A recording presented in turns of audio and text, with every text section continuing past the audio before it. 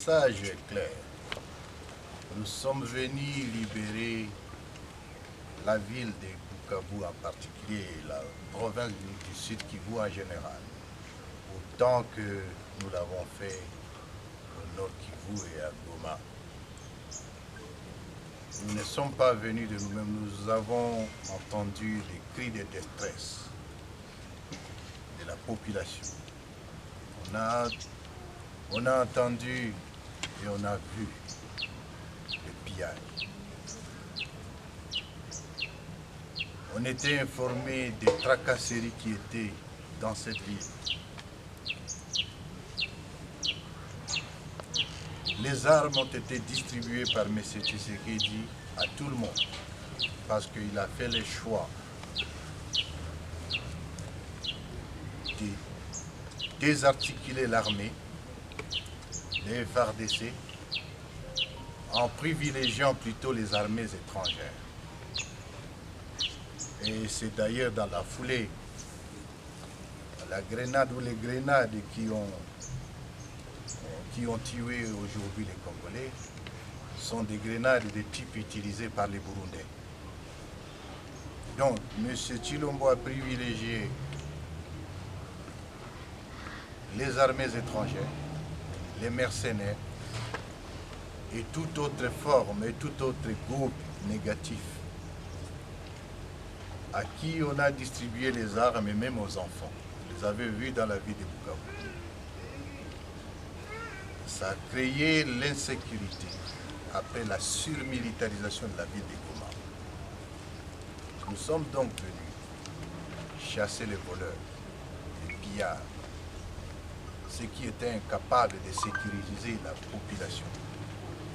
Et en venant, nous ne sommes pas là pour rentrer ou reculer. Nous sommes venus et nous sommes chez nous.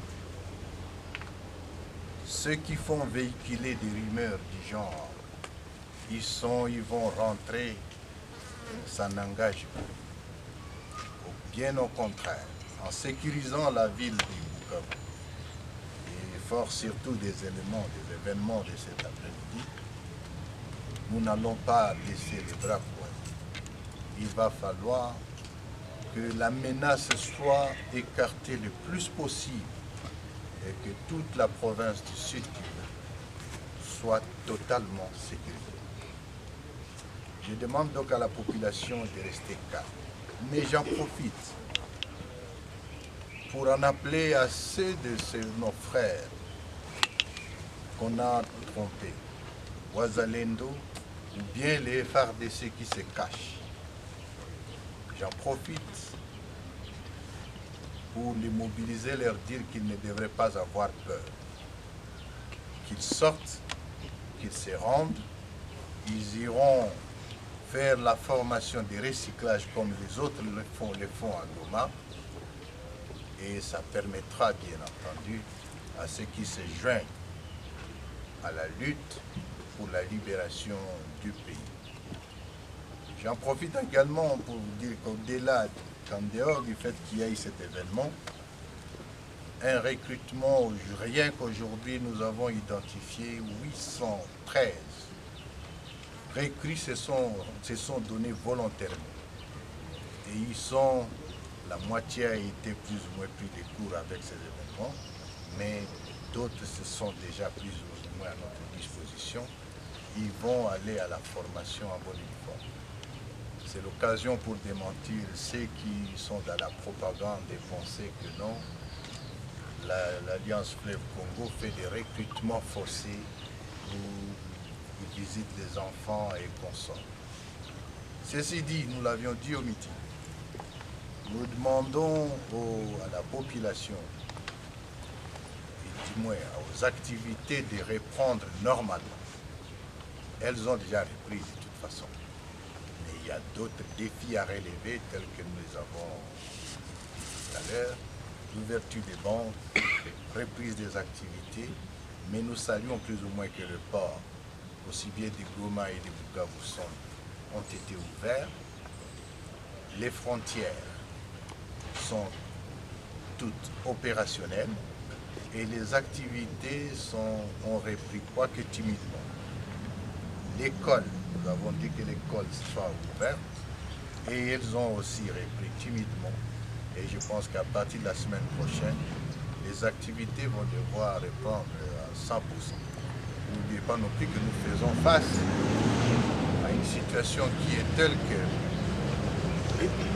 on a trouvé la ville pillée.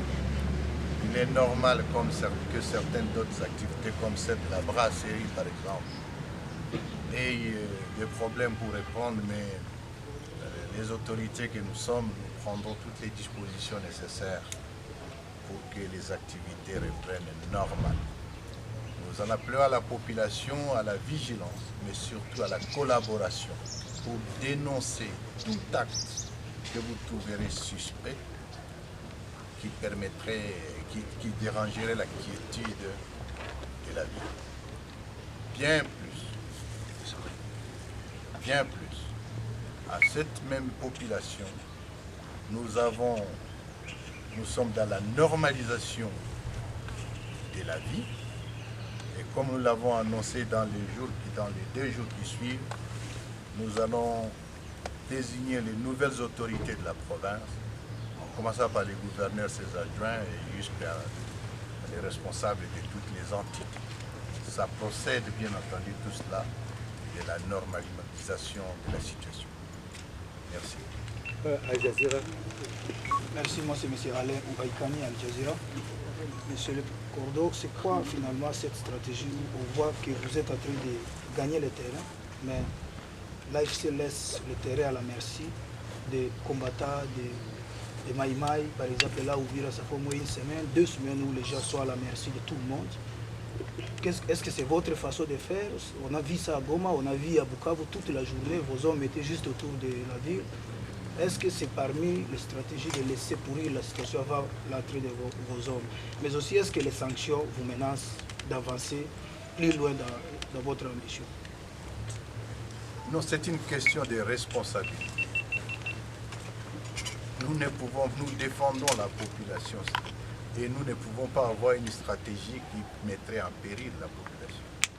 Le fait d'arriver à Goma, d'arriver à Bukavu, je ne sais pas où on sera demain, répond justement à cet appel de la protection de la population, surtout la population civile. Je dirais la protection des Comores. Parce que M. Tshilombo a échoué sur sa mission. Il a oublié que non, sa mission première, c'est protéger les Comores. C'est protéger les territoires nationaux. Et pour cela, il a démissionné. Ce faisant, notre stratégie est claire. Nous voulons libérer les pays et nous allons le faire. Et dans cette libération, vous devriez plutôt nous applaudir. Parce que prendre une ville comme Bukavu sans effusion de sang, il faut applaudir. Libérer la ville de Goma, qui était surmilitarisée, avec pas moins, plus de 25 000 hommes et plus de 11 contingents différents, plusieurs forces avec plusieurs commandements. C'était un exploit que la ville soit libérée de cette façon. Entre-temps, dans sa stratégie de chaos, nous l'avons dit au départ, M. Tshilombo a armé les Ouazalènes, ceux qui n'ont jamais suivi une formation militaire quelconque. C'est une bande de tueurs. Mais bien plus, ce qui est quand même, ce qu'il faut le dire, avoir la surmilitarisation ainsi que l'armement laissé trouvé au niveau des Goma, nous nous posons la question, et je parle sous le contrôle de mes collègues, nous nous posons la question si cet armement était destiné seulement à combattre l'AFC ou les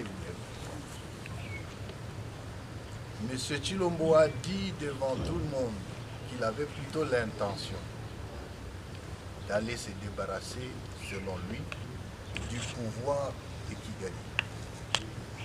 Ce faisant, dans l'imbroglio créé à Goma, il a identifié, recyclé, traîné, formé, équipé et financé les œuvres de l'air.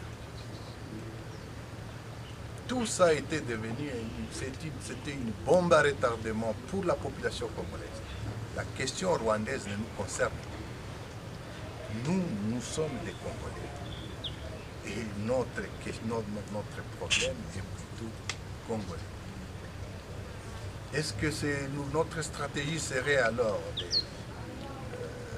de laisser faire les Ouazalendo? Non.